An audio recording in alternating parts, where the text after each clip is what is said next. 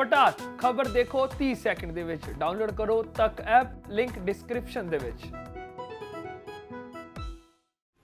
ਹੱਥਾਂ 'ਚ ਗੁਲਾਬ ਫੜ ਰਾਹੁਲ ਗਾਂਧੀ ਦੇ ਘਰ ਬਾਹਰ ਬੈਠੇ ਇਹ ਪੰਜਾਬ ਦੇ ਅਧਿਆਪਕ ਨੇ ਤੇ ਪੰਜਾਬ 'ਚ ਚੱਲ ਰਹੇ ਧਰਨਿਆਂ ਦਾ ਸੇਕ ਹੁਣ ਦਿੱਲੀ ਤੱਕ ਪਹੁੰਚਣਾ ਸ਼ੁਰੂ ਹੋ ਗਿਆ ਕਿਉਂਕਿ ਚੰਨੀ ਸਰਕਾਰ ਤੋਂ ਮੁਲਾਜ਼ਮਾਂ ਦੀਆਂ ਮੰਗਾਂ ਦਾ ਹੱਲ ਨਹੀਂ ਨਿਕਲ ਪਾ ਰਿਹਾ जिस कारण अज अध्यापकों वालों राहुल गांधी के घर बाहर धरना लगाया गया जिथे उन्होंने मंग रखी कि जदों तक राहुल गांधी साडी गल नहीं सुनते तद तक राहुल गांधी के घर बाहर बैठे रहांगे। ते आओ तुहानूं सुणाने आ क्यों पंजाब तो चल के अध्यापक राहुल गांधी के घर बाहर धरने ते बैठ गए ने।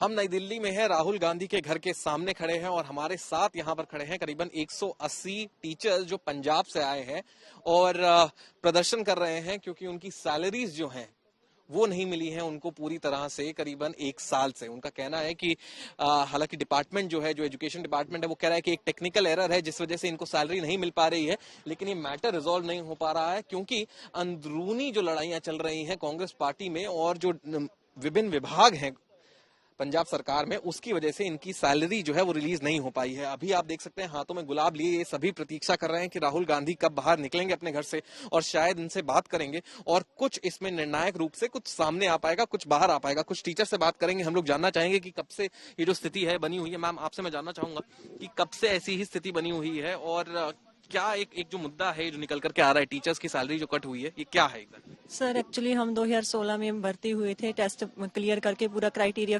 फुलफिल करते हुए, और जब हम 2 साल के बाद कंफर्म हो गए हमारी सैलरीज नियर अबाउट 450,000 हो गई, तो उनके बाद इन्होंने ये कह दिया 5 साल के बाद कि हम जो है इनसे एक्स्ट्रा भर्ती हो गए और हमारी सैलरी है जो वो आधी कर दी, आधी से भी कम कर दी गई। हमारे साथ के जो साथी है वो 60,000 ले रहे हैं और हमारी सिर्फ है जो 25,000 हमें क्रेडिट हो रही है।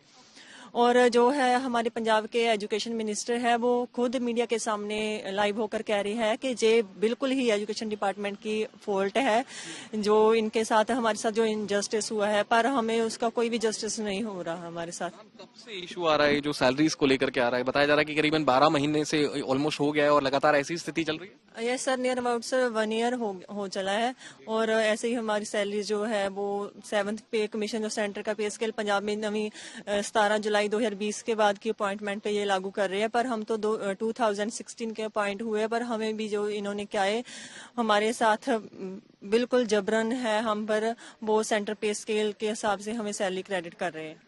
लगातार ऐसे ही इशू जो है उसको लेकर के और अपनी बात राहुल गांधी तक डायरेक्टली पहुंचाने के लिए अब ये करीबन 180 के करीब जो टीचर्स हैं ये यहाँ पर आ पहुंचे हैं और कहना सभी का एक है कि जब तक सैलरीज जो है वो क्रेडिट नहीं होती वो यहीं पर बैठे रहेंगे और ऐसे में एक और टीचर्स जो है उनसे बात करने की कोशिश करेंगे। मैम, हाथों में गुलाब लेकर के आए हैं आप लोग, राहुल गांधी से बात करके ही जाएंगे?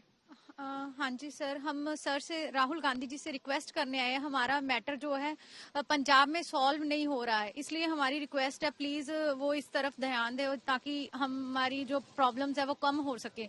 हमारे जो एजुकेशन मिनिस्टर प्रगट सिंह है वो कह रहे हैं अभी हमारी जो हमारे साथ डिपार्टमेंट जो इनजस्टिस कर रहा है, लेकिन उसका सोल्यूशन कुछ नहीं हो रहा है, इसलिए हम सर से रिक्वेस्ट करने के लिए आए हैं। बस क्या वजह है हमारे व्यूअर्स का जानना चाहते हैं क्योंकि इतनी संख्या में अगर लोग यहाँ आ रहे हैं, स्पेशली टीचर्स आ रहे हैं, तो ऐसा क्यों है कि वो पंजाब में इशू रिजॉल्व नहीं हो पाया और आप यहाँ पर आए हैं?